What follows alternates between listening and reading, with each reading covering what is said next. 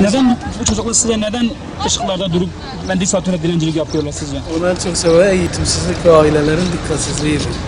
Yani biz sürücüler olarak çok rahatsız bu durumdan. İlgili kurumlarımızın bu olaylara çözüm üretmesi gerekiyor. Ne yapılabilir mesela? Yani denetim zabıta olsun, polis olsun, yani bu özellikle ışıklarda gereken ilgiyi göstermeleri lazım.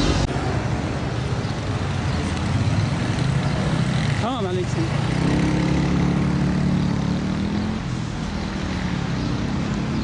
Bizi çok rahatsız ediyorlar. Duygu sömürüsüyle. Ondan sonra yani Allah'a tövbe yarım avara etmekle. Yani veriyorsun da pişman oluyorsun, vermiyorsun da pişman oluyorsun.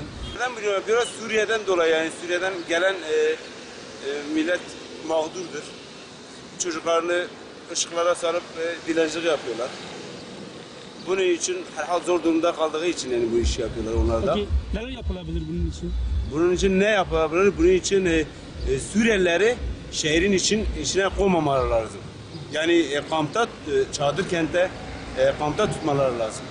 Abi paraları yok, eve ekmek getirmek için gidiyorlar, dinleniyorlar. Bazıları zengin yine dinleniyor. Olmuyor işte. Araba çarpabilir, hızlı gelebilir, trafikte durmayabilir. Yapmamalılar. Bu Allah etmesin bir arabanın altında ondan sonra ne bileyim bunlar aksari Suriye'den gelmedi. Suriye artık devlet bunları çözüm bulması lazım. Sizce niye buraya geliyorlar yani tam olarak? Herhalde ihtiyaçları var ondan, yoksa ne iş ya, yoksa alışmışlar, iyi alışkanlıktır.